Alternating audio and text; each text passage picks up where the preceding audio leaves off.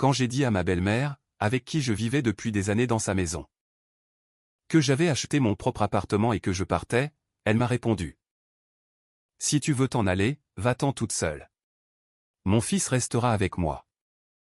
Entendre cette réponse fut précisément ce que j'attendais depuis très longtemps. Son monde sembla s'effondrer jusqu'au plus bas. Je m'appelle Carmen. J'ai 35 ans.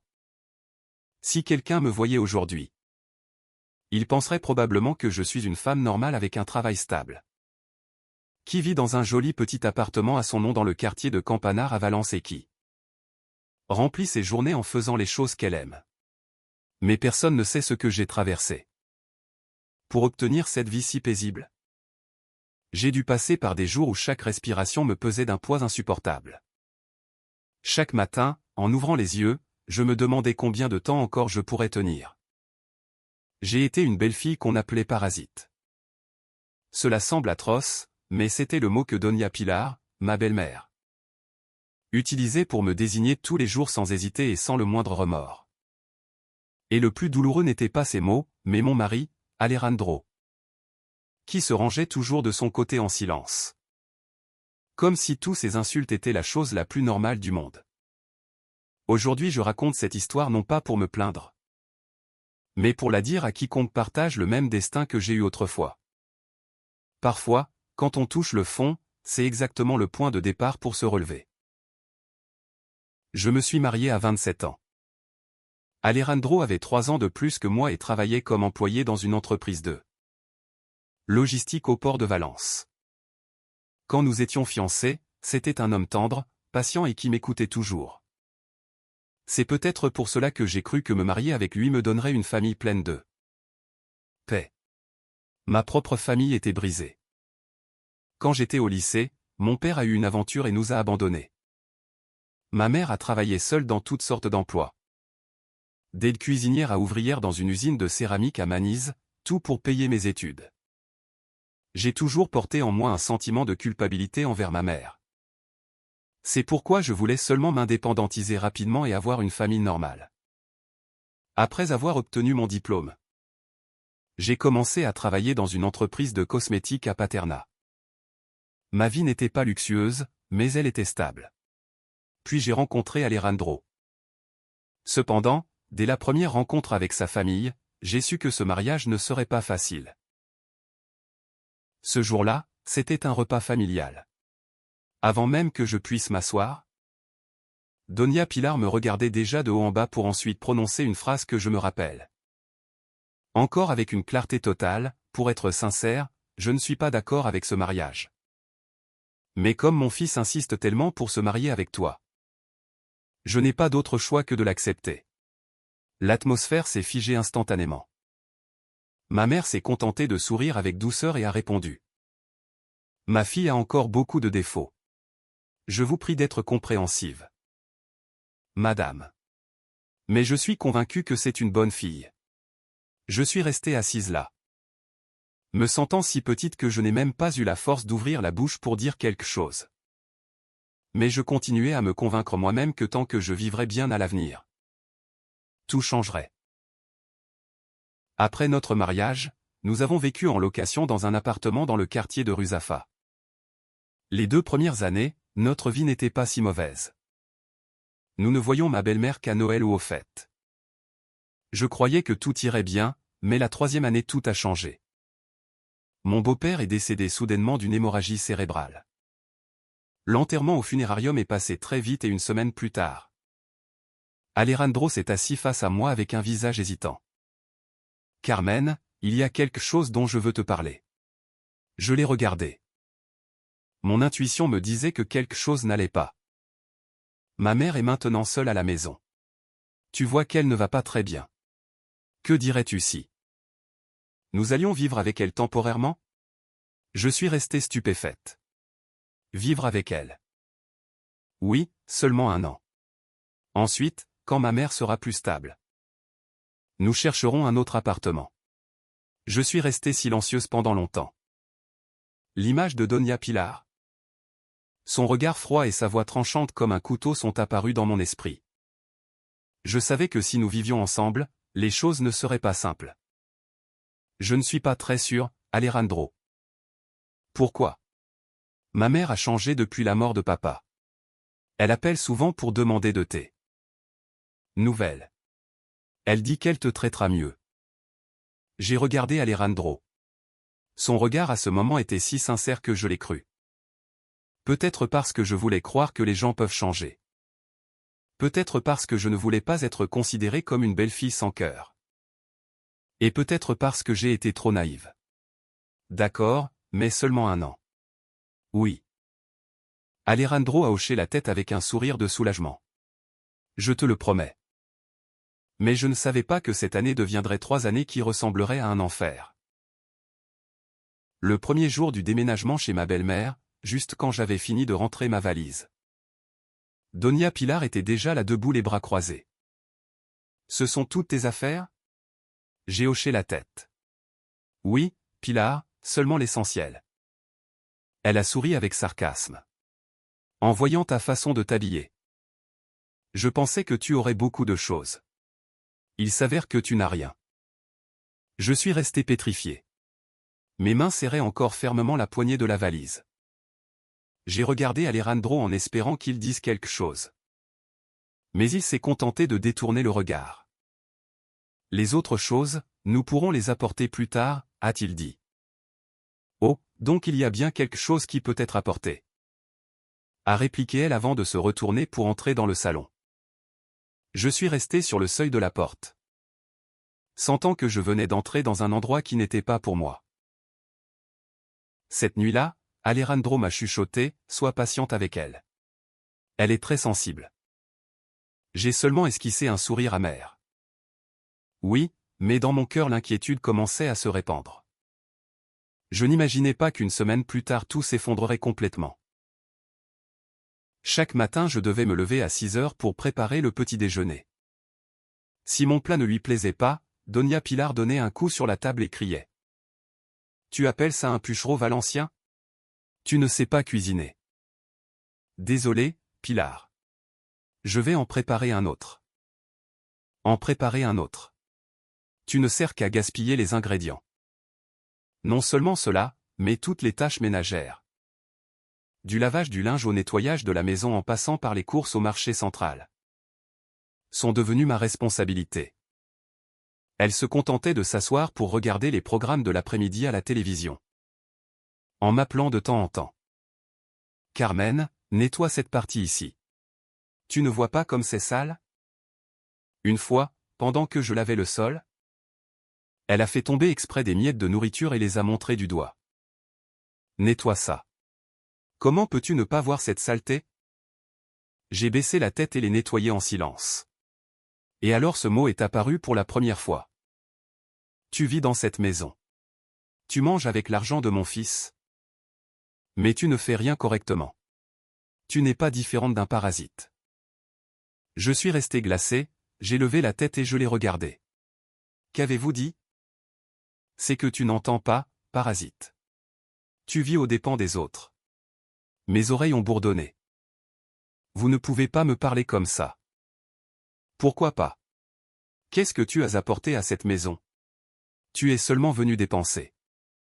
L'argent de mon fils. J'ai serré les poings. J'ai aussi de l'argent. Je travaillais aussi. Tu travaillais? Maintenant tu ne travailles plus, n'est-ce pas? Alors, qu'est-ce que tu es? Je n'ai pas su quoi dire d'autre. Cette nuit-là j'ai parlé avec Alejandro. As-tu entendu ce que ta mère m'a dit aujourd'hui? Alejandro a soupiré. Tu connais le caractère de ma mère, mais c'est une insulte. Ma mère parfois a la langue qui dépasse sa pensée. Je l'ai regardé en sentant que quelque chose se fissurait dans ma poitrine. Tu la défends. Je te demande seulement d'avoir un peu de patience. Patience. Encore une fois la patience. Cette nuit-là je me suis allongé en regardant le plafond de la chambre et pour la première fois. J'ai pris conscience d'une vérité terrifiante.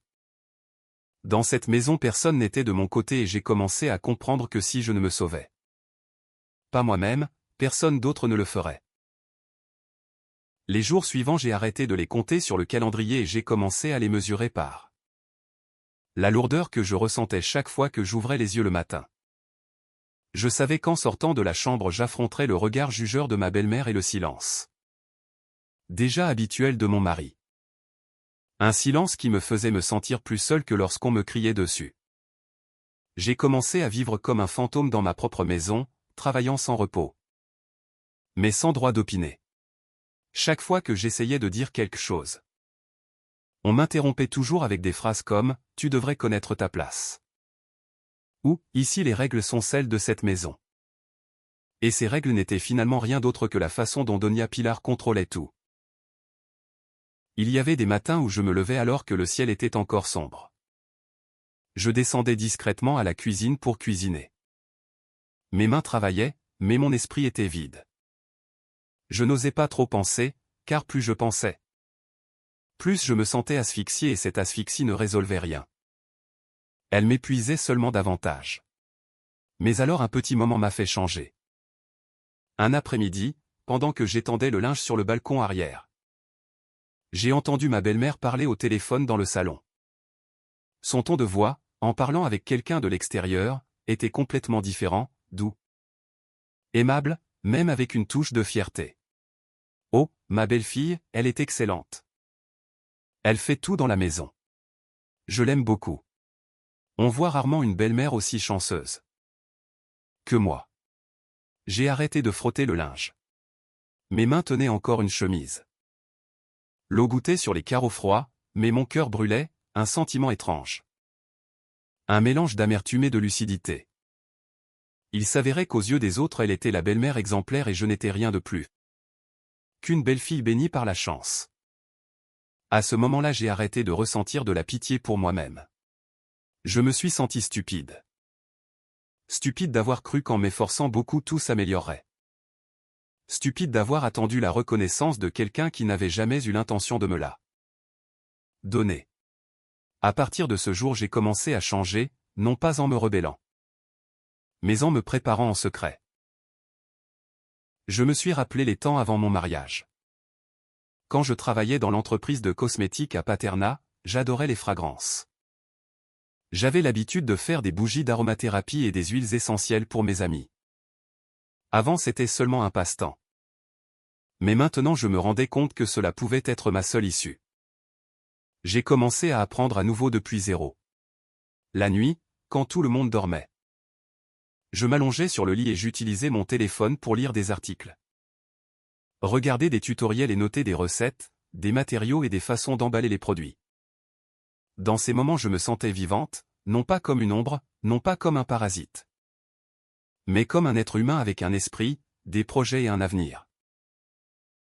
J'ai décidé de louer un vieux local avec accès direct à la rue à environ 10 minutes à pied de la maison dans le quartier de Benimaclet. Il était dans une petite rue tranquille et le loyer était de 250 € par mois. Suffisant pour le transformer en mon lieu de production. Je ne l'ai dit à personne. Non pas parce que je voulais garder un secret, mais parce que je savais que si je le racontais on me l'interdirait. Le premier jour où je suis entré dans ce local, je suis resté immobile un moment. Mur vieux, sol en ciment, lumière tamisée. Mais pour moi c'était le seul endroit où je me sentais libre. J'ai commencé à acheter des matières premières avec les quelques économies qui me restaient. Petit à petit, sans oser gaspiller, parce que je n'avais pas de marche arrière. Pendant la journée je continuais à être la belle-fille obéissante, faisant toutes les tâches ménagères et supportant les insultes. Mais chaque fois que ma belle-mère sortait à ses réunions de voisines, je changeais rapidement de vêtements. J'allais discrètement à ce petit local. Je commençais à faire des bougies, je les emballais et je photographiais les produits. Parfois j'avais de légères ampoules à cause de la cire chaude, mais je ne ressentais pas la douleur. Ou peut-être que cette douleur n'était rien comparée à ce que j'avais supporté jusqu'alors. La nuit, quand tout le monde dormait, je continuais à travailler, à gérer les commandes, à répondre aux clients, à éditer des photos. Au début personne n'achetait. Le premier jour où j'ai mis les produits en ligne, j'ai attendu toute la journée et il n'y a pas eu une seule commande. Le deuxième et le troisième jour pareil. J'ai été sur le point d'abandonner, mais alors je me suis rappelé le mot de ma belle-mère. Parasite. Ce mot a suffi à me faire continuer. Après presque un mois est apparue la première commande. Seulement une petite commande, une boîte de bougies d'aromathérapie pour à peine 15 €. Mais en voyant la notification de commande reçue, mes mains ont tremblé. Je suis resté longtemps à regarder l'écran et ensuite, sans m'en rendre compte, j'ai éclaté de rire. Un rire que je n'avais pas eu depuis très longtemps. Je n'étais plus quelqu'un qui pouvait seulement se résigner. Je me sauvais moi-même. Depuis lors, tout a commencé à bouger peu à peu, une commande, puis deux. Et elles ont augmenté progressivement. Mes revenus initiaux étaient seulement de quelques centaines d'euros. Mais ensuite ils sont montés à 1000, 2000 €. Ce n'était pas une fortune, mais c'était suffisant pour savoir que j'étais sur la bonne voie. Pendant tout ce temps, personne à la maison ne l'a su. Ma belle-mère continuait à croire que j'allais seulement au marché ou me promener. Alejandro restait pareil qu'avant. Il ne demandait pas ce que je faisais ni ne s'intéressait à ce que je pensais. Une fois il m'a vu éveillé tard et a seulement dit : « Ne te couche pas si tard. Demain tu dois te lever tôt pour faire le repas. » J'ai seulement hoché la tête sans donner d'explication, sans rien attendre. Parce que je l'avais déjà compris. Il y a des personnes qui, aussi proches soient-elles, ne te voient jamais vraiment. Une nuit, pendant que je vérifiais les commandes, ma belle-mère a ouvert soudain la porte de la chambre. « Qu'est-ce que tu fais ? » J'ai eu peur et j'ai éteint rapidement l'écran du téléphone. « Rien, Pilar, je regardais seulement le téléphone. » Elle m'a regardé avec méfiance. « Ne fais pas de bêtises dans cette maison. Occupe-toi des tâches ménagères comme il faut. » Oui. Pilar s'est retournée pour partir, mais avant de sortir elle a ajouté : « Ne crois pas que je ne sais pas ce que tu penses. » La porte s'est refermée. Je suis resté assise là. Mon cœur battait à 1000 à l'heure, mais ensuite j'ai respiré profondément. Ce n'était rien. J'étais déjà arrivé jusqu'ici. Je n'allais pas m'arrêter. Et en même temps a commencé à se produire autre chose. Quelque chose que sur le moment je ne comprenais pas. Mais qui plus tard me ferait comprendre que cela avait tout poussé beaucoup plus loin en secret. Ma belle-mère a commencé à me préparer tous les soirs une infusion de tilleul. Soi-disant pour m'aider à dormir et à détendre mes nerfs afin de faciliter la grossesse. Cependant, mon corps a commencé à montrer des symptômes étranges. Je me réveillais épuisé, sans force et mon esprit était toujours embrumé. J'ai commencé à soupçonner et au lieu de la boire je la versais dans un flacon que je cachais dans mon sac. Plus tard je découvrirai au laboratoire qu'elle contenait des gouttes d'un puissant anxiolytique. Mélangé à des compléments hormonaux achetés sur Internet sans ordonnance. Tous les jours un sachet. Elle restait là debout, surveillant que je le boive. Au début je n'ai pas soupçonné. Mais au bout d'un certain temps mon corps a commencé à montrer des symptômes étranges. Je me fatiguais facilement, ma peau me démangeait et mon cycle menstruel s'est complètement déréglé. Mon intuition me disait que quelque chose n'allait pas.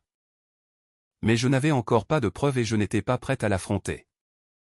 J'ai commencé à garder en secret les sachets d'herbe qui restaient, un par un. Parce que je savais que le jour viendrait où j'en aurais besoin. Mon histoire ne traitait plus de survivre, mais de me préparer. Me préparer à partir, me préparer à retourner la situation et me préparer à ne jamais revenir. Je continuais à vivre deux vies parallèles. Une vie diurne pleine de résignation dans la maison de ma belle-mère et une vie nocturne. Silencieuse, mais pleine d'espoir, dans le petit local où je faisais des bougies. Et si avant je croyais que je tenais seulement pour survivre. Maintenant je comprenais que je tenais en attendant le moment propice pour franchir la porte. Parce que seulement avec une préparation exhaustive un départ aurait un véritable sens. Les sachets d'herbe que ma belle-mère m'obligeait à boire quotidiennement continuaient à arriver. Ponctuellement. Elle me les donnait directement. Se plantait devant moi et ne partait pas avant de me voir avaler le liquide. Son regard à ces moments n'était pas de préoccupation ni de soin, comme elle le disait. Mais quelque chose de difficile à expliquer, froid et plein de contrôle. Comme si elle voulait s'assurer que je ne pourrais pas échapper à ses griffes. Même par la possibilité d'avoir un enfant. J'ai commencé à faire semblant de le boire. Au début j'en ai même pris quelques fois, mais après les réactions étranges de mon corps, je n'ai plus osé. J'attendais qu'elle se retourne pour jeter une partie du contenu en cachette. Puis je mouillais seulement mes lèvres et faisais semblant d'avaler le reste. Après cela je gardais les sachets non utilisés dans mon sac. Je les emportais au local et les mettais dans un petit congélateur. Ils se sont accumulés un par un. Je ne savais pas exactement ce qu'ils contenaient. Mais mon instinct me disait que ce n'était rien de bon et je n'étais pas pressé de le découvrir. Je savais que si je voulais lutter, j'avais besoin de plus que de l'intuition. J'avais besoin de preuves.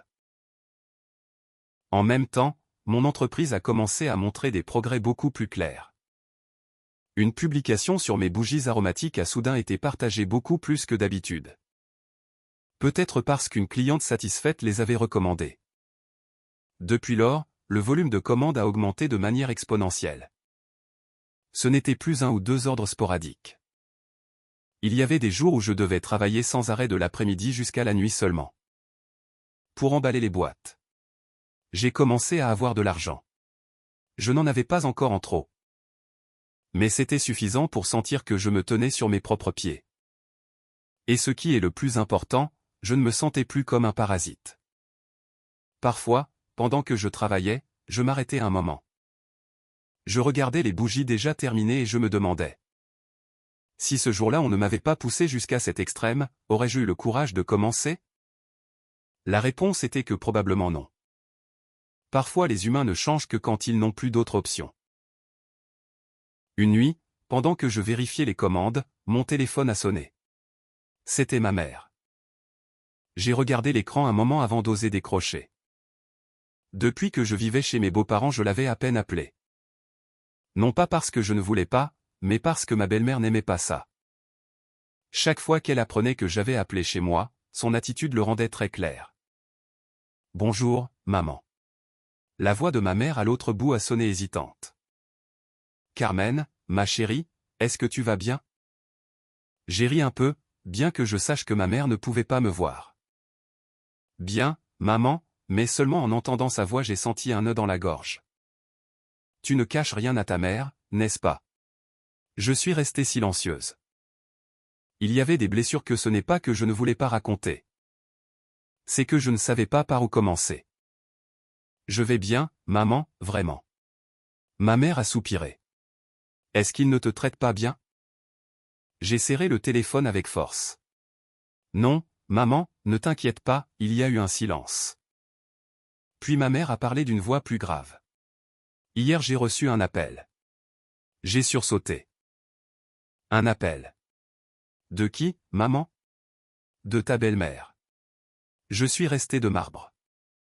Qu'est-ce qu'elle t'a dit ? Ma mère a fait une pause avant de continuer. Chaque mot m'a semblé éternel. Elle m'a dit, ne rappelle plus ta fille. Elle a dit que comme je suis une femme séparée, je ne devrais pas être une mauvaise influence pour une femme mariée. Elle a dit que si tu m'aimais, il valait mieux que je m'éloigne. J'ai senti comme si on me serrait le cœur. Maman, pourquoi ne me l'as-tu pas dit ? J'avais peur que tu te rendes triste. Les larmes m'ont échappé sans que je m'en rende compte. Pardonne-moi, ma chérie. Ta mère ne peut pas te protéger. Ce n'est pas ta faute, maman. J'ai essayé de garder la voix calme, mais chaque mot se brisait. Maman, c'est moi qui te demande pardon. Je t'ai fait entendre des choses comme ça. Carmen, si tu ne le supportes pas, reviens à la maison avec moi. Ne te force pas. J'ai fermé les yeux. Si cela s'était passé avant, peut-être aurais-je pleuré et hoché la tête. Mais maintenant je ne voulais pas revenir comme une perdante. Maman, donne-moi un peu plus de temps. Tu prépares quelque chose, n'est-ce pas ? Je suis restée silencieuse une seconde et puis j'ai chuchoté, oui, maman, je me prépare. À l'autre bout de la ligne il y a eu un silence et puis la voix de ma mère a sonné plus ferme. Alors fais-le, mais souviens-toi, ne les laisse pas te faire du mal. J'ai hoché la tête, bien que ma mère ne me voie pas, oui, maman. Après cet appel je n'ai plus eu aucun doute. J'ai commencé à tout calculer avec beaucoup plus de précision pour mon déménagement. L'argent économisé de la vente de bougies ajouté aux quelques anciennes économies que j'avais. Je l'ai utilisé pour chercher de petits appartements qui me convenaient. Je n'avais pas besoin qu'ils soient grands. L'important était qu'ils soient à mon nom. Un endroit où je pourrais vivre sans avoir à voir la mauvaise tête de personne. Mais les choses ne se sont pas arrêtées là. Là est arrivé un autre incident qui m'a fait me rendre compte que si je n'agissais pas plus vite je pourrais perdre plus de ce que j'avais. Il s'agissait d'argent. J'avais une police d'assurance vie et d'épargne personnelle que je payais depuis de nombreuses années. La valeur n'était pas très élevée, mais suffisante comme fonds d'urgence. Un jour je n'ai pas reçu la notification de paiement habituelle. En remarquant quelque chose d'étrange, j'ai appelé le service clientèle. Bonjour madame. Votre police a été rachetée et liquidée le mois dernier. Je suis resté glacé. Liquidé. Je n'ai jamais demandé ça. C'est exact, madame. Selon notre système. L'annulation a été gérée en ligne en utilisant votre certificat numérique et confirmée avec un code SMS. J'ai serré le téléphone. J'ai compris immédiatement ce qui s'était passé. Alejandro connaissait mes mots de passe. Il avait accédé à mon ordinateur portable pendant que je travaillais dans la maison et avait détourné le message de confirmation vers son propre téléphone. Qui était le représentant? Selon les données, votre mari. Je n'ai rien dit de plus. Un frisson m'a parcouru du dos jusqu'à la tête. Je savais que cela devait être Alejandro. Je n'avais pas besoin de poser plus de questions ni de confirmation. J'ai raccroché, je suis resté assise en silence un moment puis je me suis levé. Je ne suis pas allé directement à la maison, je suis allé au lieu de travail d'Alejandro au port. Quand il est sorti par la porte des bureaux et m'a vu, il a semblé surpris. Carmen, qu'est-ce que tu fais ici? Je suis allé droit au but. Explique-moi. T'expliquer quoi? L'argent de mon assurance. Il est resté muet. Seulement une seconde, mais cela m'a suffi pour le comprendre. Tu l'as liquidé, n'est-ce pas? Alejandro a soupiré. Pardonne-moi, où est l'argent? Je l'ai donné à ma mère. J'ai éclaté de rire. Un rire qui m'a paru étrange même à moi-même. Encore ta mère. C'est qu'elle avait besoin d'argent urgent et tu as pensé que tu pouvais prendre mon argent comme ça. Je pensais te le rendre plus tard. Je n'ai pas besoin de promesses. Je l'ai regardé fixement dans les yeux. Tu te rends compte de ce que tu as fait? C'est un vol, Alejandro. Il est resté perplexe. Tu parles très fort. Ce n'est pas la réalité. Je me suis retourné et je suis parti sans pleurer, sans crier. Seulement avec une fermeté qui m'a surprise moi-même. À ce moment-là j'ai su que tout était vraiment fini. Il n'y avait rien à sauver, rien à attendre. Je n'étais plus la femme qui attendait que son mari se mette de son côté. J'étais une femme qui se préparait à partir et cette fois je ne regarderai pas en arrière. Je suis parti du port en silence, sans regarder en arrière, sans dire rien de plus. Parce que je comprenais qu'il y a des mots qui si on les prononce à ce moment n'ont plus aucun sens. Tout était trop clair, suffisamment pour ne plus avoir aucune illusion sur ce mariage. Et ce qui me donnait le plus de paix n'était pas de me sentir forte, mais de savoir que je me préparais depuis longtemps pour ce moment. Cette nuit-là, en rentrant à la maison, j'ai agi comme s'il ne s'était rien passé. Je suis entré dans la cuisine, j'ai préparé le dîner. J'ai nettoyé la maison en interprétant le rôle que ma belle-mère voulait.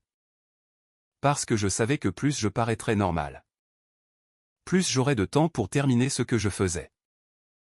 Alejandro est arrivé plus tard que d'habitude, il n'a rien dit. Il me regardait seulement de temps en temps comme s'il voulait parler, mais ensuite il se retenait. Ma belle-mère restait pareille qu'avant, dînant tout en se plaignant de ma cuisine d'un ton brusque. Ce bouillon est fade. Pour qui cuisines-tu? Désolé, Pilar. La prochaine fois j'y mettrai plus d'assaisonnement. En demandant toujours pardon, mais sans jamais m'améliorer.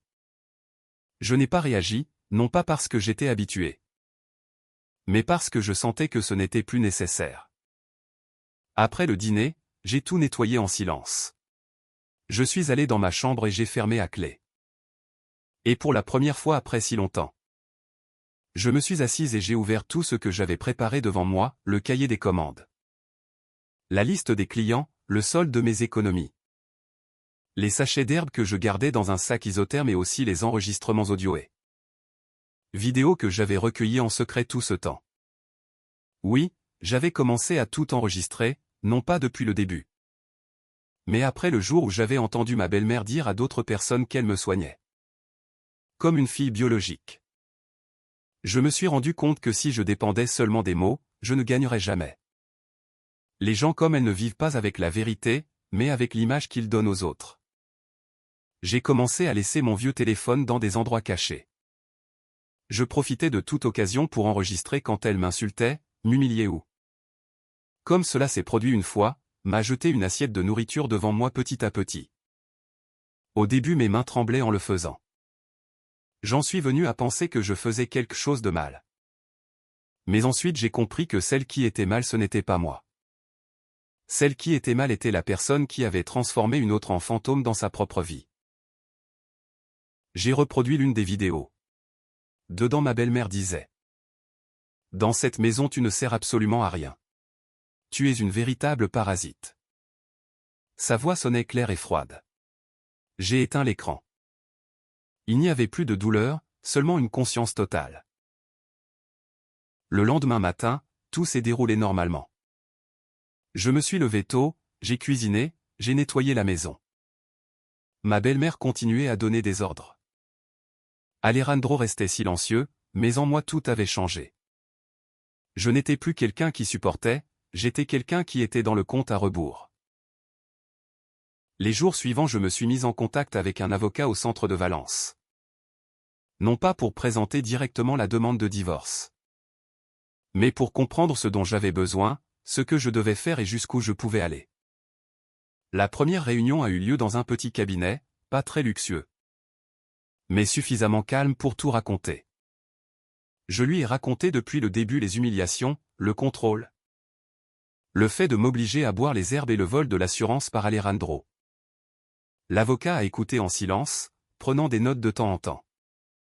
Quand j'ai terminé, il m'a regardé un moment et a demandé « Avez-vous des preuves ?» J'ai hoché la tête. Enregistrements audio, vidéo et les sachets de ces infusions. Il a hoché la tête lentement. C'est excellent pour votre cas. Si nous pouvons démontrer le traitement vexatoire, le contrôle et les indices de risque pour la santé, vous avez une position extrêmement forte. Je n'ai rien demandé de plus, j'ai seulement senti quelque chose de très clair. Je n'étais plus seul. En rentrant à la maison je suis passé par mon petit local. Je me suis assise parmi les piles de boîtes. J'ai regardé autour de moi et sans m'en rendre compte j'ai éclaté de rire. Ce n'était pas un rire de bonheur, mais de soulagement. Pour la première fois depuis longtemps j'ai senti que j'avais des options. Mais la vie n'a jamais une seule variable. Juste quand je préparais tout. Il est arrivé quelque chose de plus qui m'a fait me rendre compte qu'il ne me restait plus beaucoup de temps. Un après-midi, en rentrant de mon local, dès que je suis entré dans la maison, j'ai vu ma belle-mère assise dans le salon.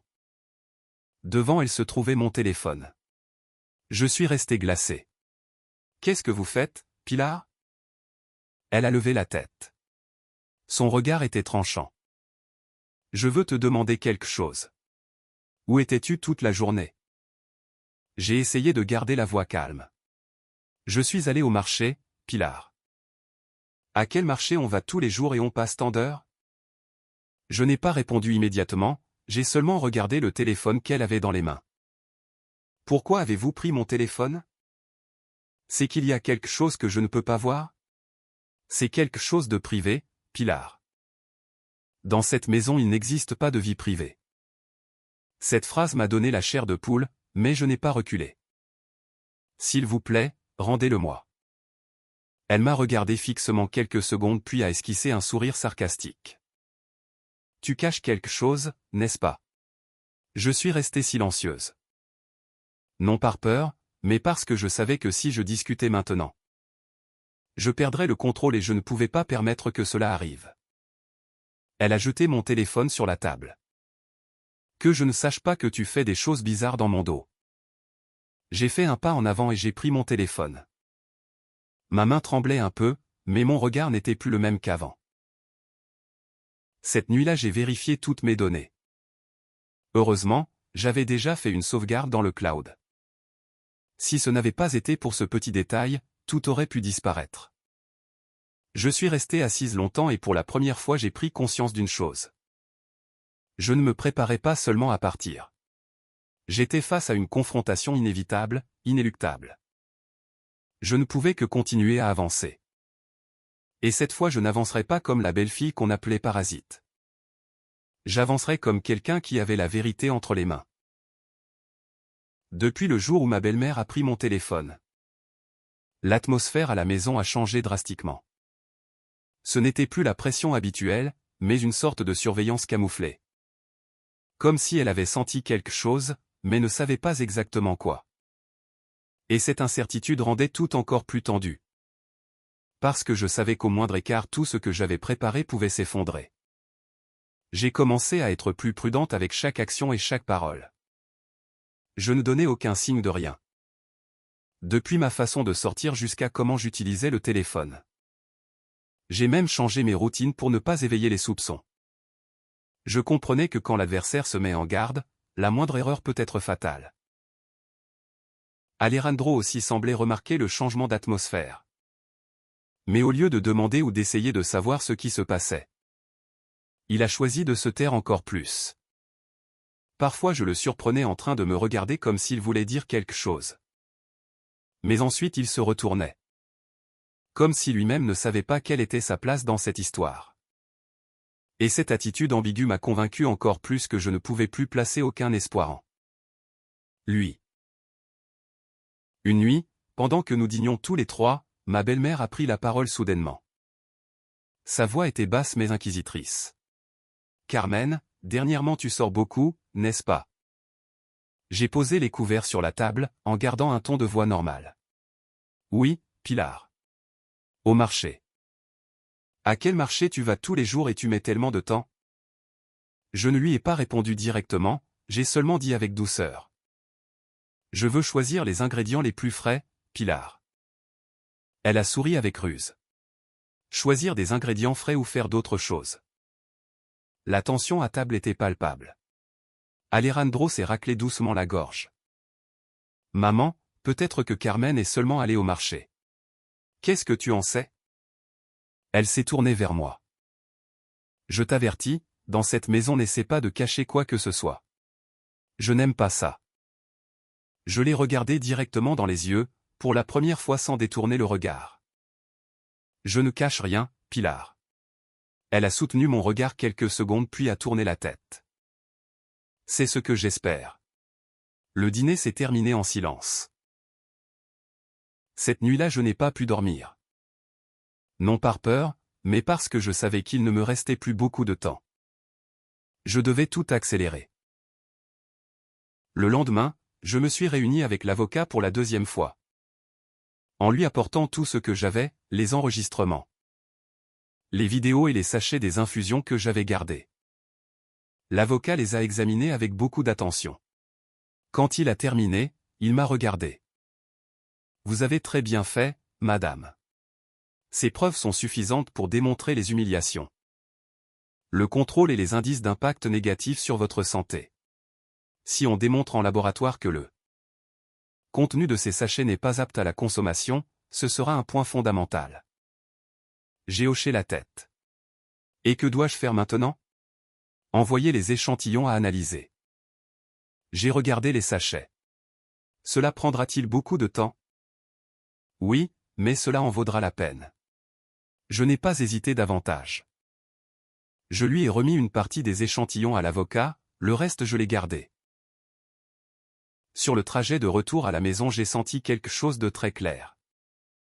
Tout était sur le point de se terminer.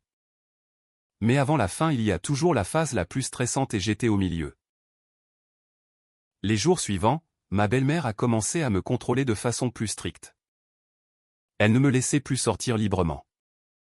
Il y a eu un jour où elle m'a demandé où j'allais, avec qui je voyais et ce que j'allais faire. Comme si j'étais une petite fille qui avait besoin de supervision. Où vas-tu? Au marché, Pilar. Combien de temps vas-tu mettre? Près d'une heure. Ne tarde pas trop. J'ai hoché la tête. Mais en mon fort intérieur naissait un autre sentiment. Ce n'était pas la peur, c'était l'exaspération. Exaspéré de devoir donner des explications. Exaspéré de faire semblant, exaspéré de vivre dans un endroit où on surveillait chacun de mes pas. Un après-midi, quand je m'apprêtais à sortir, ma belle-mère s'est plantée en bloquant la porte. Où vas-tu? Au marché. Je t'accompagne. Je suis resté arrêté. Ce n'est pas la peine, Pilar. J'ai dit que je t'accompagne. Je n'ai pas eu d'autre choix. Nous y sommes allés ensemble. Sur tout le chemin elle n'a pas ouvert la bouche, mais ses yeux ne cessaient de me surveiller. Comme si en tournant dans une autre direction elle allait me demander des explications. Immédiatement. Je suis allé directement au marché. J'ai acheté le nécessaire et je ne me suis arrêté nulle part ailleurs. Mais dans mon cœur j'avais déjà pris une décision. Je ne pouvais plus continuer ainsi.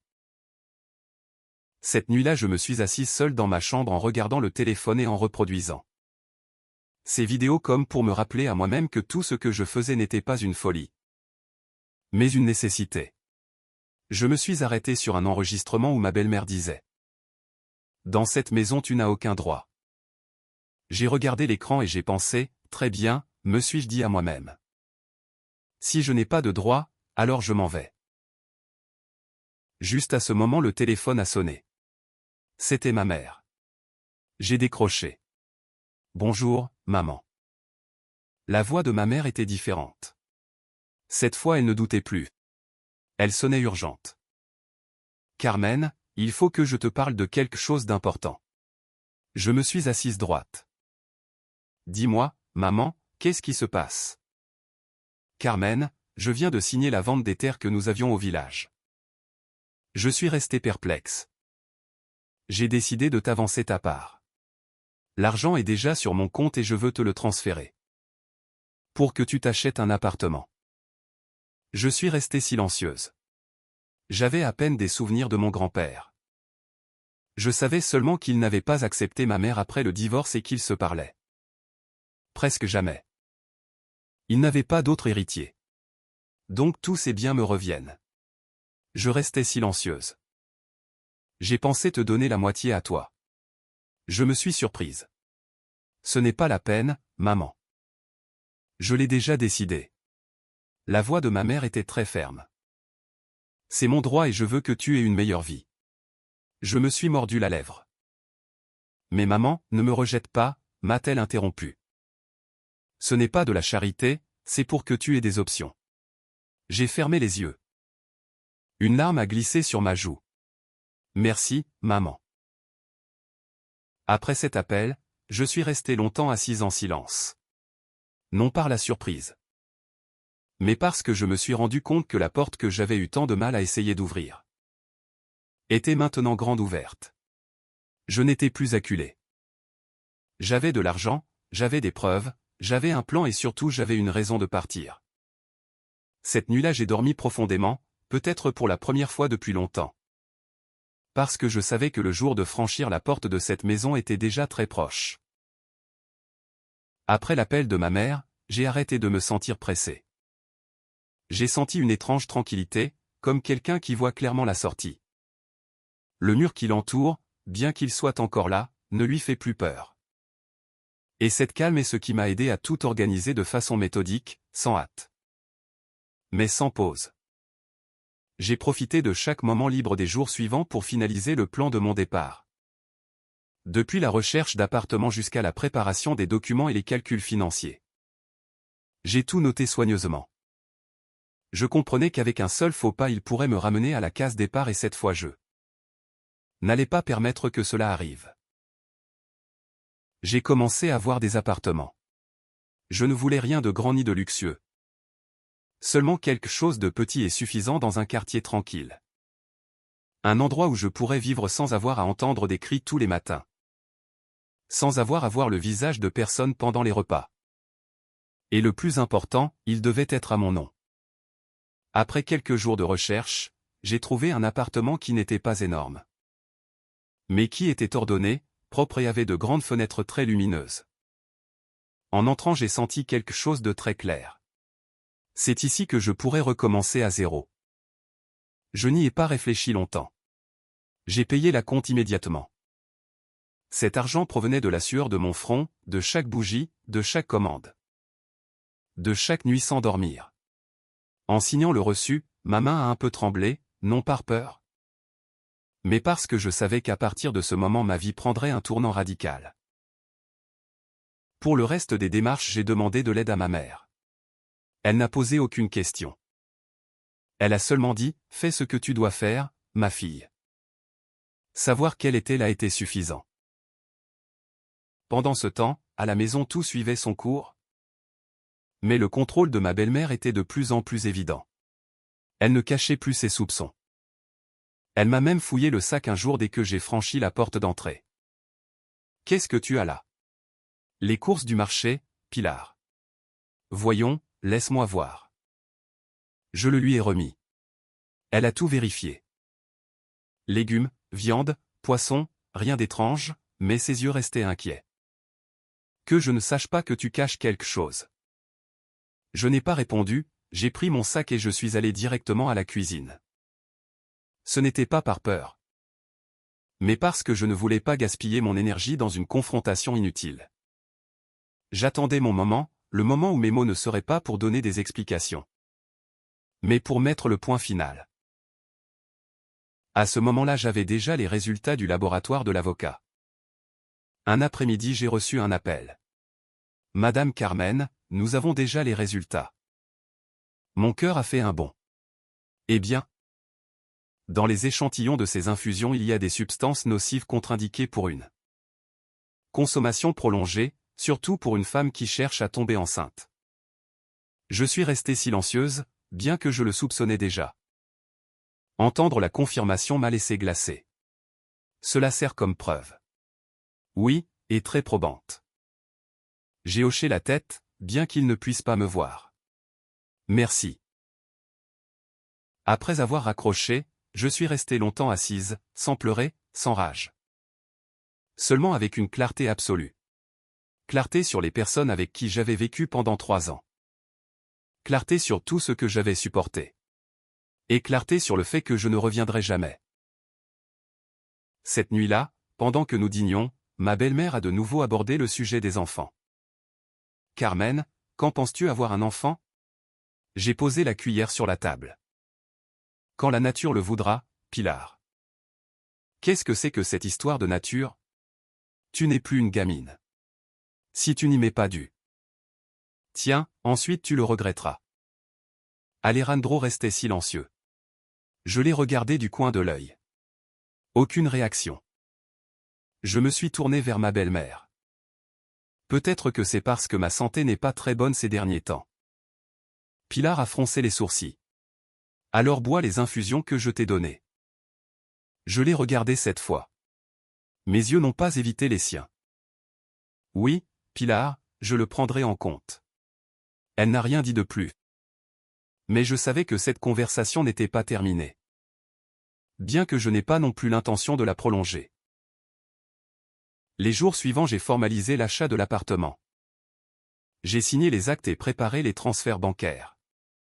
Tout a été plus rapide que ce que j'attendais, comme si le destin attendait que je fasse le pas. Et alors est arrivé le jour que j'attendais tant. Le jour où je suis devenu officiellement propriétaire d'une maison à mon nom.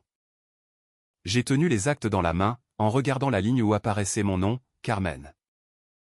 Seulement un mot, mais pour moi il avait plus de poids que tout ce que j'avais possédé dans la vie. Je ne suis pas allé à la maison de ma belle-mère. Je suis resté devant mon nouvel appartement, j'ai ouvert la porte. Je suis entré et j'ai respiré profondément. Il n'y avait pas de cris, pas de regards accusateurs, seulement le silence. Je suis resté là immobile longtemps puis j'ai souri. Enfin le moment était arrivé. Cette nuit-là je suis retourné à la maison de ma belle-mère comme d'habitude. J'ai préparé le dîner, j'ai nettoyé, personne ne le savait, personne ne s'en rendait compte. Mais en mon fort intérieur tout était prêt. J'ai regardé ma belle-mère. J'ai regardé Alejandro et je me suis demandé comment il réagirait quand la vérité se révélerait. Mais je ne craignais plus la réponse, parce que cette fois je n'étais plus la partie passive. C'était moi qui prenais l'initiative.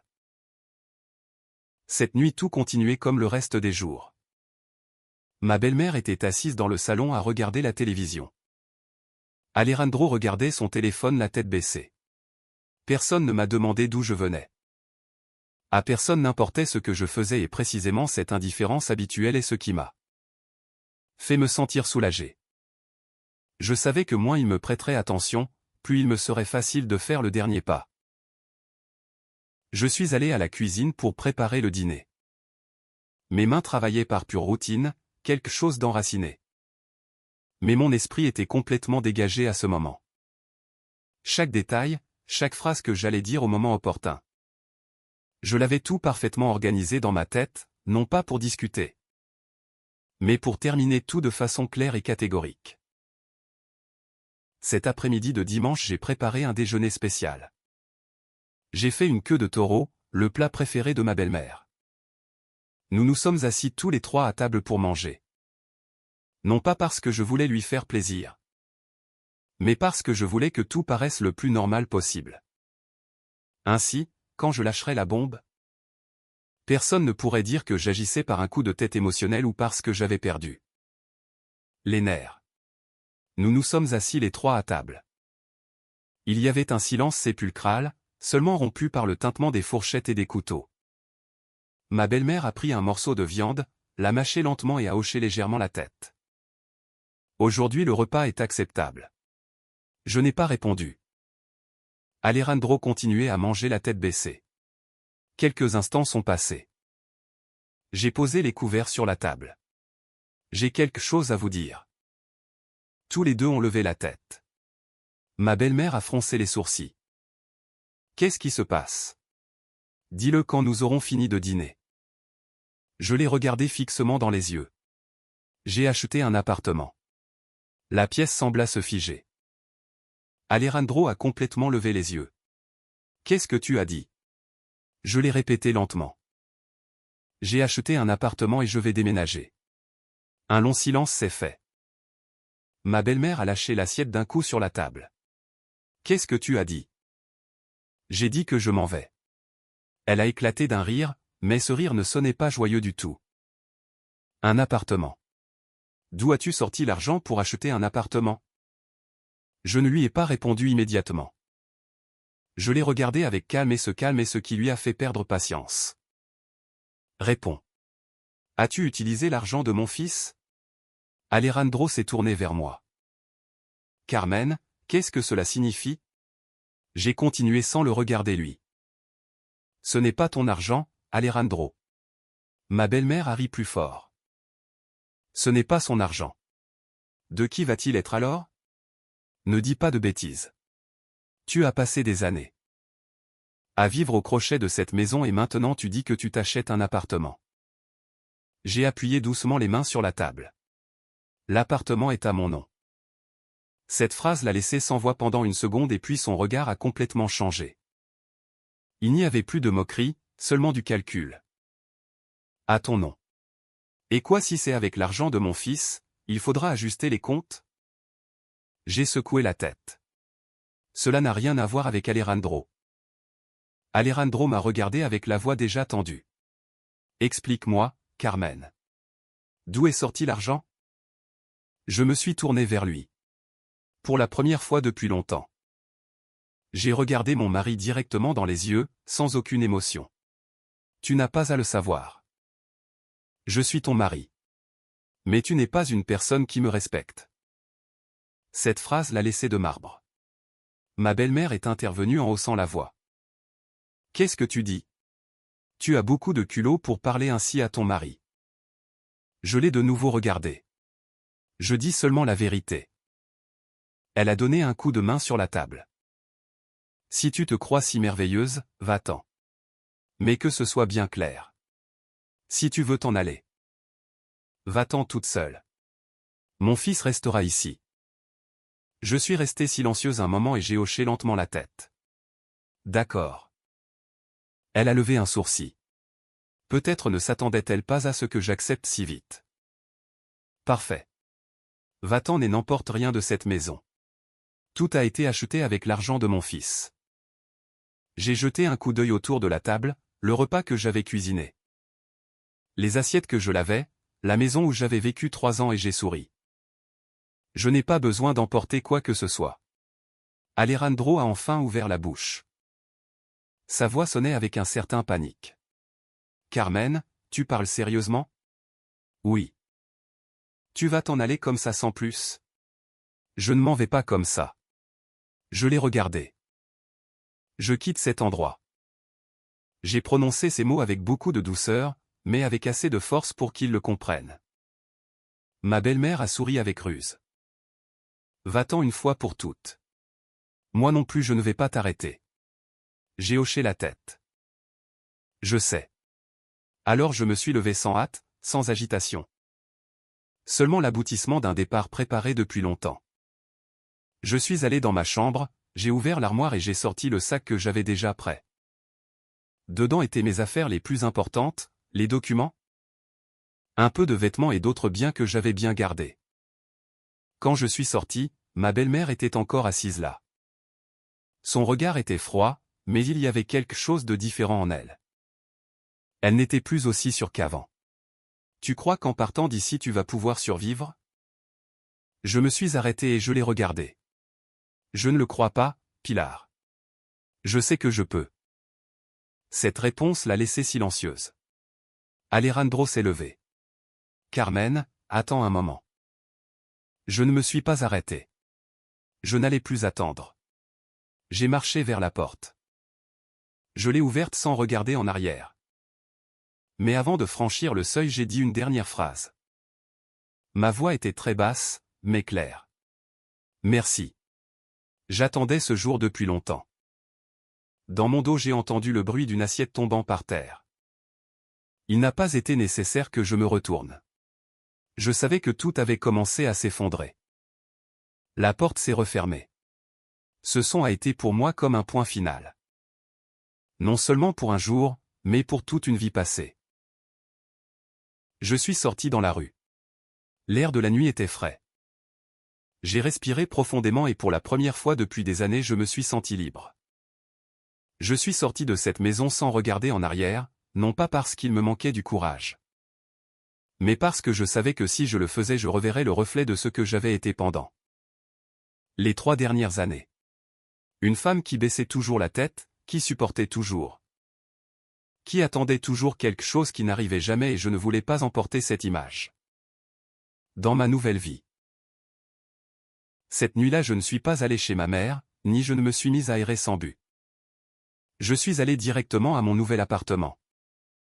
L'endroit qui cet après-midi encore semblait étranger, mais en même temps familier. En ouvrant la porte pour la 2e fois, je me suis rendu compte que mes sentiments étaient déjà différents. Ce n'était plus une épreuve ni une expérience, c'était le commencement. J'ai posé le sac par terre, je suis resté au centre du salon vide et j'ai regardé autour de moi.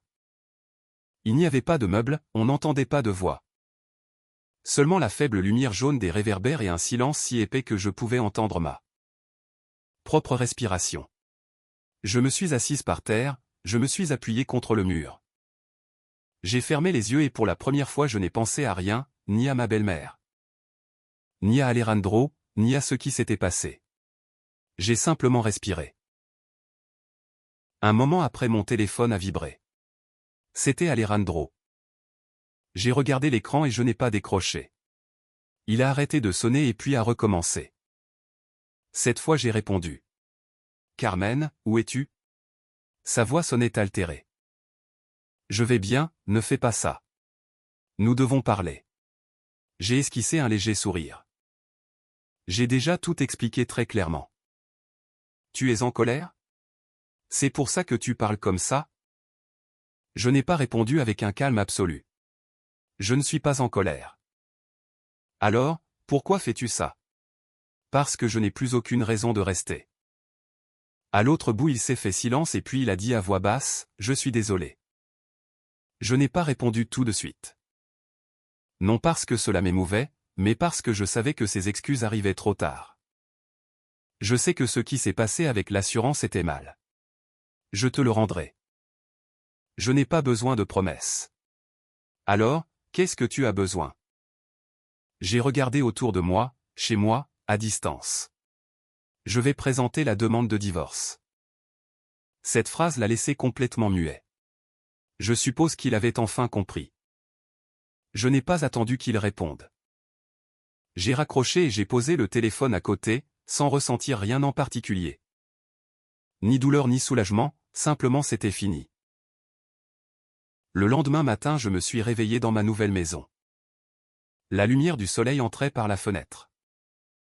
Ni cris, ni réprimande, ni personne plantée derrière la porte, m'ordonnant de me lever pour cuisiner. Je suis resté allongé un moment, regardant le plafond, et j'ai souri. Un sourire très léger. Je me suis levé, je suis allé à la cuisine et je me suis servi un verre d'eau. Non pas pour quelqu'un d'autre, mais pour moi-même. Les jours suivants j'ai commencé à reconstruire ma vie. J'ai transféré mes affaires et le matériel pour faire des bougies depuis le petit local à Benimaclet jusqu'à ma nouvelle maison. J'ai acheté les meubles indispensables, pas trop, seulement les nécessaires. Je n'avais pas besoin d'une maison de magazine, seulement d'un endroit qui soit à moi. Mon entreprise a aussi changé.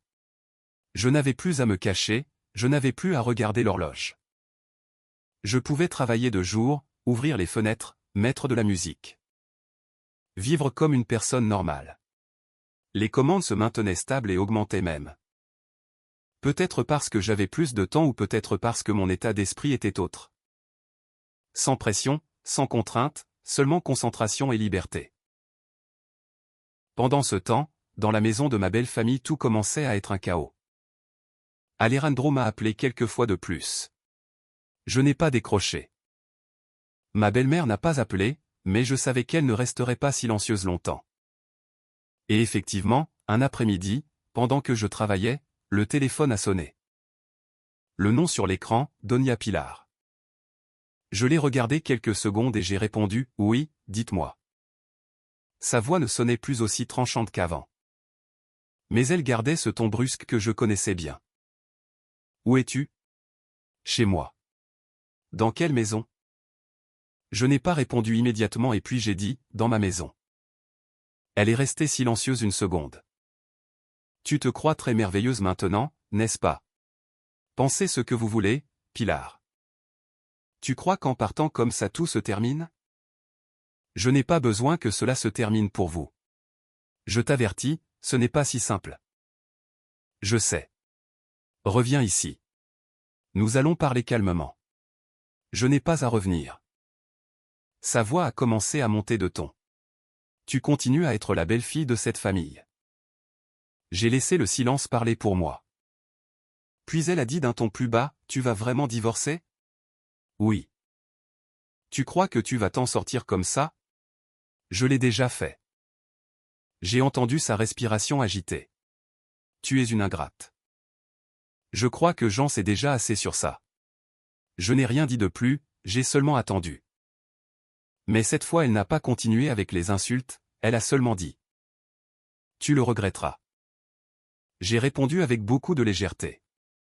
Non, je ne le regretterai pas, et j'ai raccroché. Après cela, je suis resté assise un moment en silence, non par inquiétude, mais parce que je savais que la phase suivante ne serait plus une guerre de mots, mais une confrontation réelle. J'ai ouvert le tiroir, j'ai sorti tous les documents que j'avais préparés, la demande, les preuves. Les résultats du laboratoire, tout était prêt. Je les ai regardés et je me suis murmuré à moi-même, c'est l'heure. Il n'y avait plus de marche arrière ni de doute, seulement des pas en avant. Après cet appel de ma belle-mère, j'ai arrêté de me sentir menacé. Au contraire, je voyais clairement qu'elle commençait à perdre le contrôle. Et quand quelqu'un qui est habitué à commander sent soudain que le pouvoir lui échappe des mains, il réagit en serrant plus fort, en criant plus fort. Mais précisément cela laissait à découvert la faiblesse qu'ils avaient toujours cachée. Je ne me suis pas pressé pour présenter la demande, non par doute, mais parce que je voulais qu'elle soit impeccable. Sans fissure, sans erreur. Je suis retourné contacter l'avocat et je lui ai envoyé tous les dossiers que j'avais prêts depuis. Les enregistrements audio et vidéo, en passant par les analyses toxicologiques des infusions. Jusqu'à la documentation sur la façon dont Alejandro avait racheté ma police d'assurance sans mon consentement. La réunion cette fois a été beaucoup plus brève. L'avocat a jeté un coup d'œil au papier et a dit: « Vous pouvez présenter la demande quand vous voulez. » J'ai hoché la tête. Les possibilités de gagner sont élevées, très élevées. Je n'ai pas posé plus de questions, non par manque d'intérêt. Mais parce que je savais que gagner ou perdre à ce point n'était plus ma seule préoccupation. Le plus important était que j'avais réussi à m'échapper. Bien que je voulais que tout se termine de façon cristalline. Sans laisser aucun fil lâche qui pourrait me ramener. Une fois la demande présentée, je suis rentré à la maison et j'ai continué mon travail comme toujours. Mais dans mon cœur avait commencé un nouveau chapitre. Il ne s'agissait plus de me préparer, mais de l'affronter. À peine 2 jours plus tard, Alejandro est venu me chercher. Il s'est planté devant la porte de mon appartement. Quand je lui ai ouvert, je me suis un peu surprise, mais je ne me suis pas reculé. « Je suis venu te chercher, Carmen. On peut parler ?» Je l'ai regardé. Son aspect était différent. On le voyait plus fatigué et son regard n'était plus aussi calme qu'avant. « Entre. » Je lui ai ouvert le passage. Il est entré et a regardé autour de l'appartement. Ce n'était pas énorme ni ostentatoire, mais c'était très soigné. Il est resté debout, immobile un instant. « Tu as vraiment acheté un appartement ? » « Oui. » Il m'a regardé du coin de l'œil. « Avec ton propre argent ? » « Oui. » Il a esquissé un demi-sourire, mais il n'y avait aucune trace de joie dedans. « Je ne savais pas que tu étais capable de faire ça. » « Moi non plus je ne le savais pas. » Nous sommes restés silencieux quelques secondes.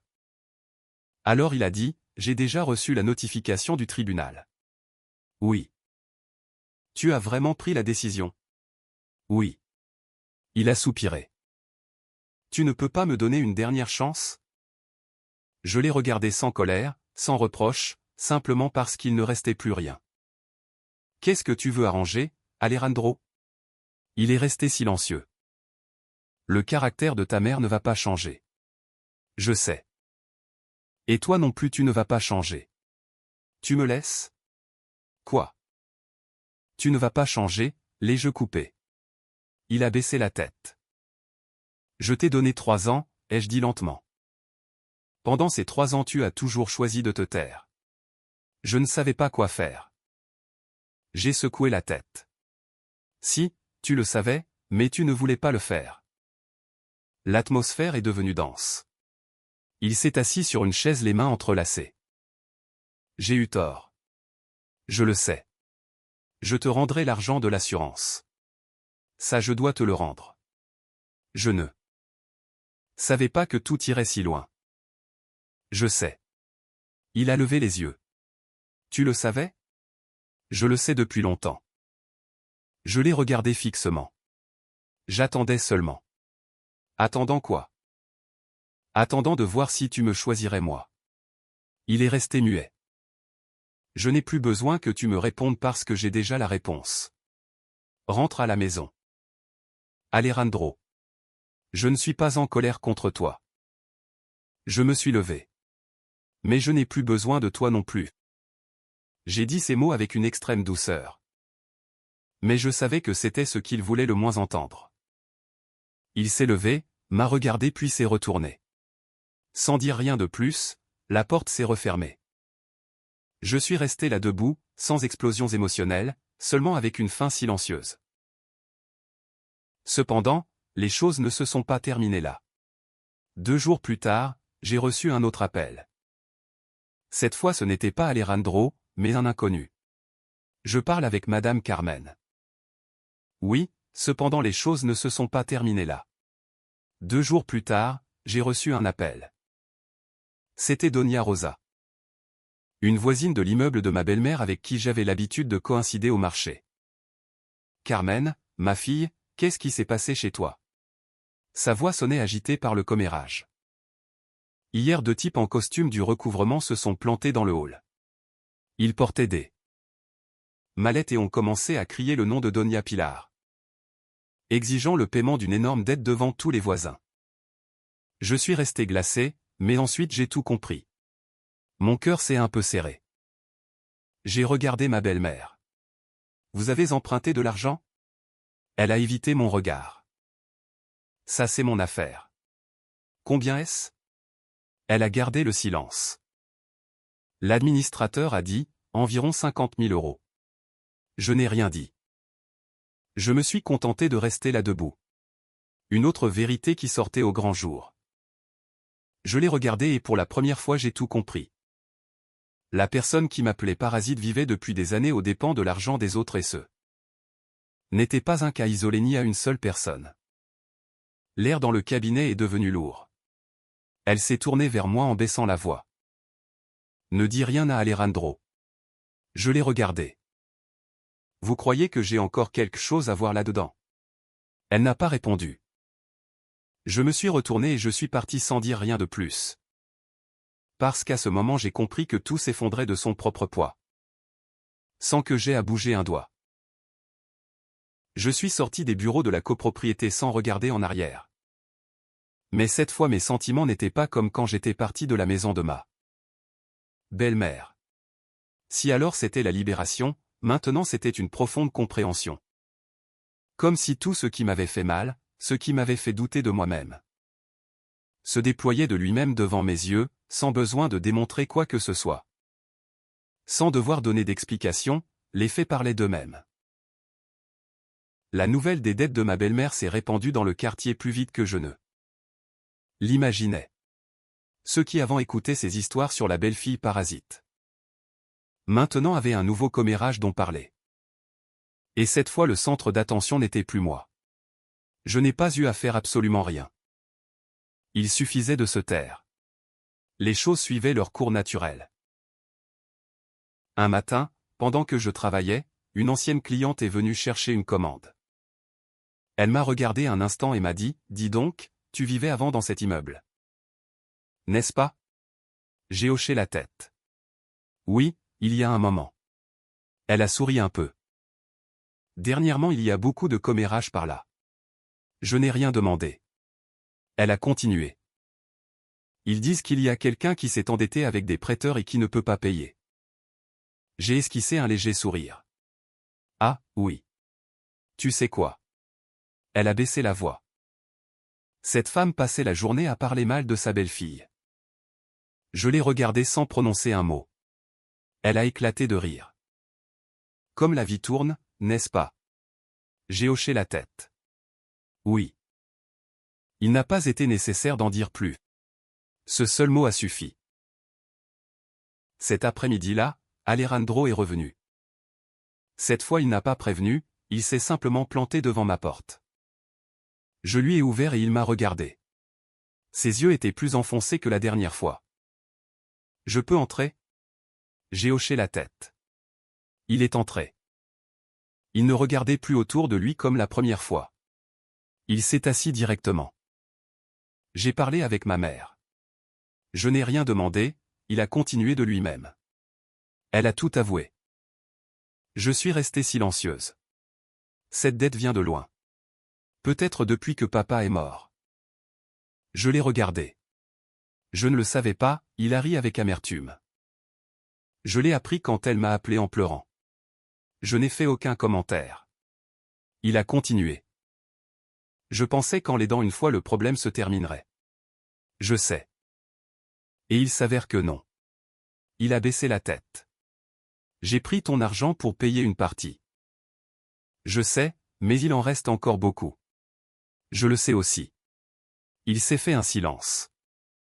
Il a levé les yeux. Carmen, je veux te demander quelque chose sincèrement. Pourquoi ne me l'as-tu pas dit avant? Je l'ai regardé. Cette même question je me l'étais posée moi-même à l'époque. M'aurais-tu écouté? Il est resté sans mots. Pendant ces 3 ans j'ai parlé beaucoup de fois, mais tu ne m'as jamais écouté. Je l'ai dit très lentement. Ou peut-être que tu ne voulais pas m'écouter.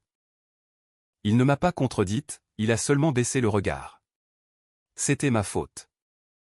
Je savais qu'il ne me demanderait pas de revenir. Cela m'a légèrement surprise quand il a ajouté. Je voulais seulement te dire que je l'ai compris. Je l'ai regardé pour la première fois. Je le voyais dire quelque chose de sensé, en assumant le poids de ses mots. À partir de maintenant je le résoudrai moi-même. J'ai hoché la tête. C'est ce que tu dois faire. Il s'est levé, a marché vers la porte et s'est arrêté. Carmen. Je l'ai regardé. Que la vie te soit très bonne. Oui. Je n'ai pas souri, mais je n'ai pas non plus été froide. À toi aussi. Il a hoché la tête et est parti. La porte s'est refermée.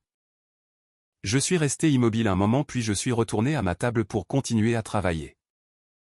Il n'y a pas eu de climax, il n'y a pas eu de larmes, seulement une continuation. Mais cette fois c'était la continuation d'une nouvelle vie. Une dans laquelle je n'étais plus la personne qu'on appelait parasite. Mais quelqu'un qui forgeait sa propre valeur. Après cette rencontre, Alejandro n'est plus réapparu, il n'a pas appelé ni envoyé de message. Et cette fois ce silence ne m'a pas fait me sentir abandonné. Mais il est devenu l'espace nécessaire pour que tout se conclue vraiment. Il n'y avait plus de lien, il n'y avait plus de promesses en l'air. La seule chose qui restait était ce qui s'était déjà passé et ce qui était à venir. J'ai continué avec la demande de divorce.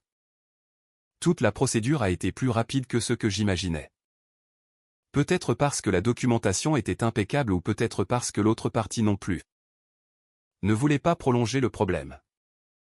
Mais je savais que tout le monde n'accepte pas une fin aussi facile, surtout ma belle-mère. Et effectivement, la première à réagir n'a pas été Alejandro, mais elle. Un après-midi, pendant que j'emballais des commandes, la sonnette de la porte a retenti. J'ai ouvert. Elle était là debout, sans prévenir, sans appeler, plantée devant la porte de ma maison. Cela m'a un peu surprise, mais je ne me suis pas recroquevillé. « Dites-moi, Pilar, que voulez-vous » Elle m'a regardé. Ses yeux n'étaient plus aussi arrogants qu'avant, mais ils n'étaient pas non plus aimables. C'était un mélange entre irritation et anxiété. « Tu ne vas pas m'inviter à entrer » J'ai gardé le silence une seconde et j'ai ouvert plus la porte. « Entrez, Pilar. » Elle est entrée en regardant autour d'elle sans rien dire, mais ses yeux scrutaient chaque coin. Chaque objet comme si elle évaluait, comparait et probablement sans trouver rien à critiquer. Elle s'est assise. Je suis resté debout face à elle. Je ne lui ai rien offert à boire. Il n'y a pas eu de courtoisie. J'ai seulement attendu qu'elle parle en premier. Eh bien, donc tu peux t'en sortir. Oui, Pilar. Tu as pu acheter une maison seule. Oui, Pilar, sans l'aide de mon fils. Oui, Pilar. Mes réponses étaient courtes, mais catégoriques. Elle est restée silencieuse un instant puis a dit, « J'ai appris que tu as présenté la demande. » Oui. Tu l'as vraiment si clair. Oui. Elle m'a regardé. Cette fois son regard n'était pas hautain, mais inquisiteur. Tu n'as pas peur ? J'ai eu assez peur pendant tout ce temps. Cette réponse l'a laissée stupéfaite un moment. Elle voyait clairement qu'elle n'était pas habituée à ce que je lui parle ainsi. Tu crois que la vie là-dehors est facile ? Je ne cherche pas le facile. Alors, qu'est-ce que tu veux ? La liberté. J'ai prononcé ce mot avec beaucoup d'aisance, sans hésiter une seconde. Elle a éclaté de rire, mais cette fois ce n'était pas un rire de moquerie, mais un rire épuisé. La liberté. Ça vaut la peine de tout changer pour ça ? Je l'ai regardé. Je n'ai rien changé. Alors, qu'est-ce que tu as fait ? J'ai récupéré ce qui était à moi. Il s'est fait silence. Elle n'a pas répondu immédiatement. Peut-être pensait-elle. Peut-être ne savait-elle pas comment réagir. Quelques instants plus tard elle a dit d'une voix plus basse. Tu sais quoi ? Je ne m'imaginais pas que tu pourrais aller si loin. Moi non plus. Avant tu étais différente. Oui, tu étais plus soumise. Je suis toujours la même. Ce qui se passe c'est qu'avant vous ne me voyiez pas vraiment. Cette phrase l'a laissé sans mots. Un long silence, non pas parce qu'il lui manquait des arguments, mais parce qu'elle n'était pas habituée à ce qu'on la contredise de cette manière. Puis elle s'est levée, a fait quelques pas dans l'appartement, a regardé autour d'elle et m'a de nouveau regardé. « Tu ne veux vraiment pas revenir ? » « Non. Même si Alejandro a dit qu'il allait changer, tu n'en as pas besoin. » « Non, tu ne ressens plus rien pour lui. » Je l'ai pensé une seconde et j'ai dit, peut-être à l'époque oui. Maintenant plus. Elle m'a regardé pendant longtemps comme en cherchant une trace de doute. Mais je ne lui en ai donné aucune parce que vraiment je n'en avais pas. Tu as vraiment beaucoup changé. Oui, Pilar, mais ne croyez pas que vous avez gagné. Je n'ai pas réagi. La vie est très longue. Tu verras comme plus tard tu le comprendras. Je le comprends déjà. Elle n'a rien dit de plus. Elle a marché vers la porte. Je ne l'ai pas arrêtée, je ne l'ai pas accompagnée. Je suis resté à la voir partir. Quand la porte s'est refermée, je n'ai pas poussé un soupir de soulagement. Ni je ne me suis senti légère. J'ai seulement senti que j'avais complété un pas de plus. Cette nuit-là je me suis assis seul, sans travailler, sans regarder le téléphone. Seulement en regardant le vide de la pièce. Je me suis souvenu des premiers jours, des silences. Des fois où je me demandais si c'était ma faute et ensuite j'ai compris que non. J'étais seulement au mauvais endroit et maintenant j'en étais parti. Seulement cela, mais cela a suffi pour changer toute ma vie. Après que ma belle-mère soit partie ce jour-là, je n'ai plus reçu aucun appel d'elle. Non pas parce que tout était arrangé, mais parce que je sais qu'il y a des personnes qui, quand elles ne peuvent plus avoir le contrôle, choisissent de se retirer en silence. Non par acceptation, mais parce qu'elles n'ont plus d'autre choix. Et ce silence était la preuve la plus claire que tout avait changé pour toujours. Les jours suivants je me suis concentré complètement sur mon travail. Les vieilles histoires ne me distrayaient plus. Ni je n'avais à être en alerte avec chaque mouvement ou parole. Et quand mon esprit s'est libéré, je me suis rendu compte du temps que j'avais passé à me réprimer. En très peu de temps tout a grandi plus vite que ce que j'attendais. Les commandes ont augmenté, les clients sont revenus acheter. Il y a même eu ceux qui ont recommandé mes bougies à leur connaissance. Je ne travaillais plus seul.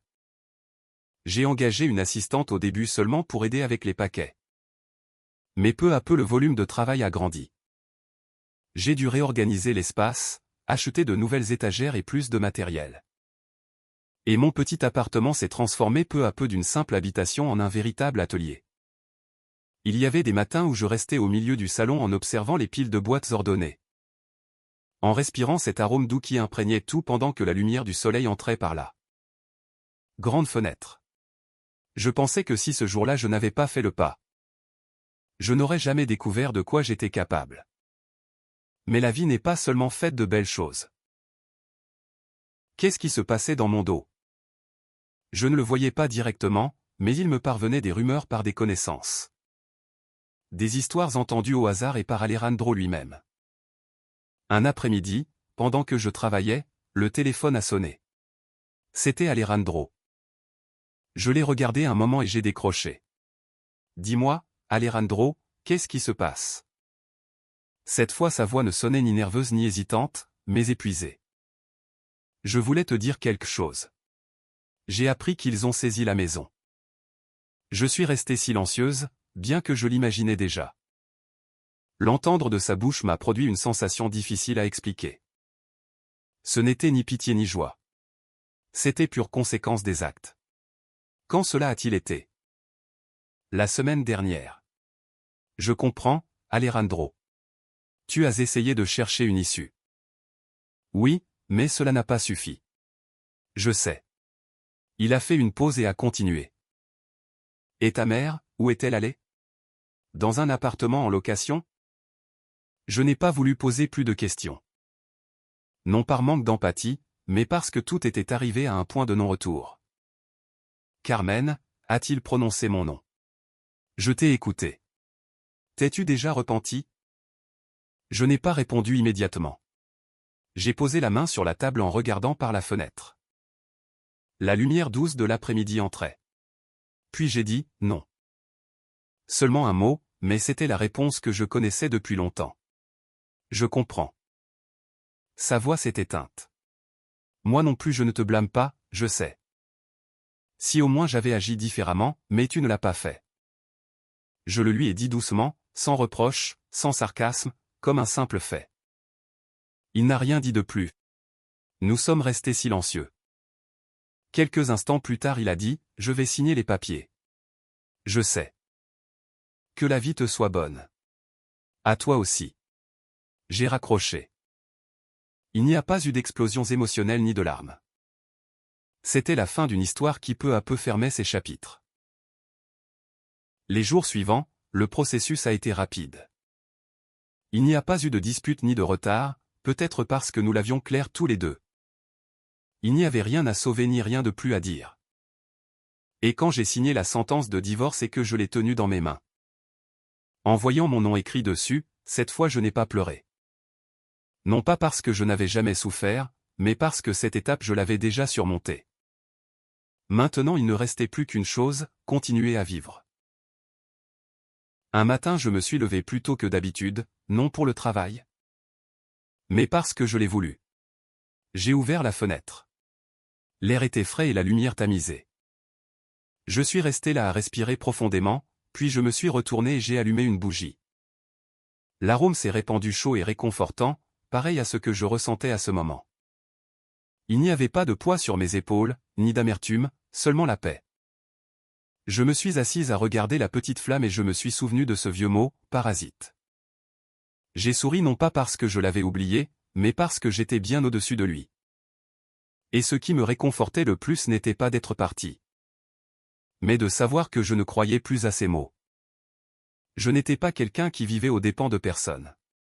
Je me valais par moi-même. Un an s'est écoulé depuis que j'ai quitté cette maison. Ce n'est pas un temps suffisant pour effacer tous les souvenirs. Mais oui pour regarder en arrière depuis une perspective différente. Déjà sans l'élan émotionnel d'alors, sans me sentir une victime. Mais comme quelqu'un qui a traversé un chemin très dur et qui reste debout. Ma vie maintenant n'est pas parfaite. Il y a encore des jours épuisants, j'ai encore des pics de stress. Mais tout cela provient de mon travail, de mes propres décisions. Non de l'obligation de supporter le traitement d'une autre personne. Et cette différence est tout pour moi. Mon entreprise de bougies est beaucoup plus stable, je ne travaille plus seul. J'ai 2 assistantes, l'une s'occupe de l'emballage et l'autre m'aide à la production. Chaque fois que je les vois travailler dans ce petit espace chaleureux. Je me souviens de mes premiers jours quand je devais tout faire en cachette. Avec peur qu'on me découvre, avec peur qu'on me l'interdise. Et ces souvenirs me font encore plus apprécier ce que j'ai aujourd'hui. Il y a des après-midi où je m'assois seul en voyant la lumière du soleil filtrée par la grande fenêtre avec l'odeur de cire dans l'environnement et je me rends compte que le bonheur n'est pas quelque chose de grandiose. Mais la simplicité de vivre ta vie sans avoir à demander la permission à personne. Ma mère vient me rendre visite de temps en temps. Elle n'est plus angoissée comme avant. Elle ne me demande plus d'une voix tremblante si je vais bien. Elle s'assoit simplement avec moi pour prendre un café, elle me voit travailler et sourit. Une fois elle m'a dit, « Te voir ainsi maintenant me laisse très tranquille. » Je ne lui ai pas répondu immédiatement, je lui ai seulement rendu le sourire. Je savais que cela ne signifiait pas qu'elle avait arrêté de s'inquiéter. Mais elle voyait que j'étais suffisamment forte pour prendre soin de moi seule. Quant à Alejandro, je ne l'ai plus revu après la signature du divorce, non pour l'éviter. Mais parce que ce n'était pas nécessaire. Ce qu'il fallait dire a été dit et ce qu'il fallait terminer a été terminé. De temps en temps j'apprends quelque chose par une connaissance. Il continue à vivre avec sa mère. Ils ont déménagé dans un petit appartement en location en périphérie de Valence. Dans un quartier modeste. La vie ne leur est pas facile, l'argent manque toujours, la pression est constante. Mais je ne ressens plus rien en l'écoutant. Non par manque d'empathie, mais parce que j'ai déjà mis les choses à leur place. Cette vie n'est plus la mienne. Et ma belle-mère, la personne qui une fois m'a appelé parasite. Celle qui se plantait au milieu du salon en lâchant des mots qui m'empêchaient de lever la tête. Maintenant elle vit dans un espace beaucoup plus petit. Ces réunions avec les voisines du hall sont finies. Les compliments sont finis. C'est fini d'avoir quelqu'un qui écoute ses plaintes sur l'inutilité de sa belle-fille. Ceux qui avant la croyaient connaissent maintenant la vérité. Ce qu'elle cachait auparavant est apparu au grand jour.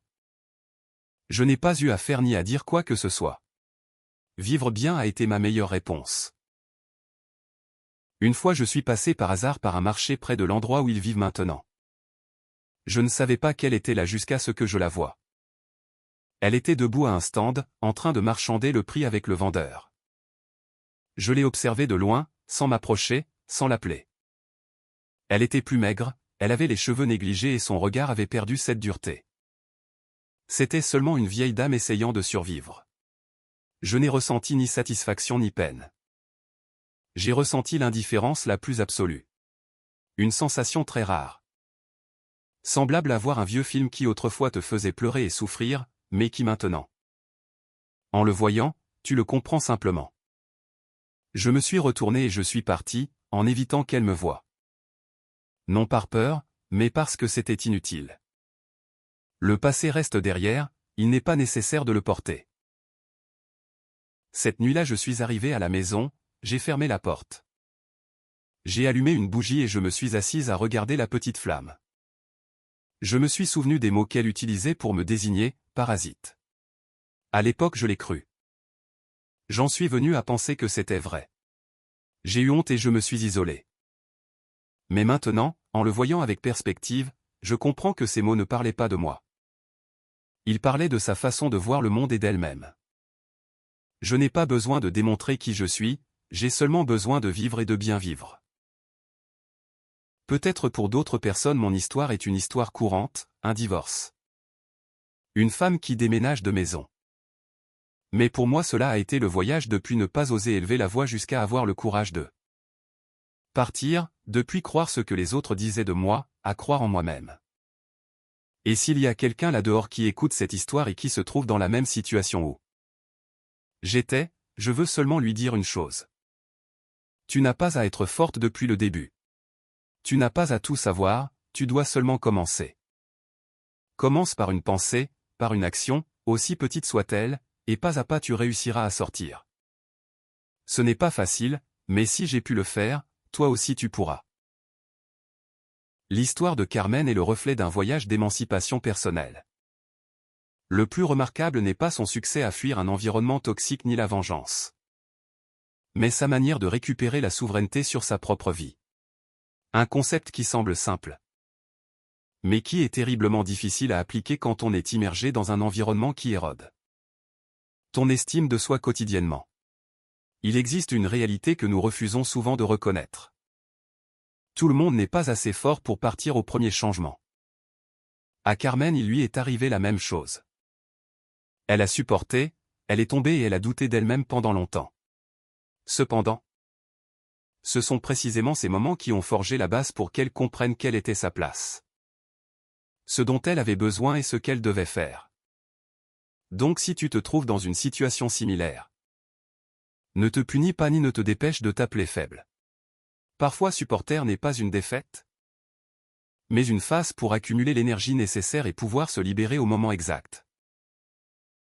Quant au personnage d'Alejandro, c'est l'exemple clair de comment ne rien faire constitue en soi une erreur très grave. Dans des relations de ce type, le silence et l'évitement des responsabilités font souvent plus mal que les insultes elles-mêmes. Si tu es dans la position d'Alejandro, tiens compte que ne pas choisir est aussi un choix et souvent le pire de tous. Et sur Doña Pilar, son histoire n'est pas seulement une leçon sur comment traiter les autres, mais aussi un avertissement sur le danger de vivre des apparences. Peut-être réussiras-tu à contrôler le récit de façon temporaire. Mais la vérité ne peut pas être cachée pour toujours. Quand tu traites mal les autres, tu ne leur fais pas seulement du mal à eux. Mais peu à peu tu es en train de dynamiter ta propre vie. Et enfin, concernant Carmen, s'il y a quelque chose que l'on puisse conclure, c'est que non seulement tu as été courageuse d'être partie, mais de ne pas avoir laissé l'amertume s'emparer de toi après tout ce qui s'est passé. Tu as choisi de vivre mieux au lieu de te venger et c'est, sans doute, la victoire la plus absolue. Si tu lis ceci et que tu te sens identifié.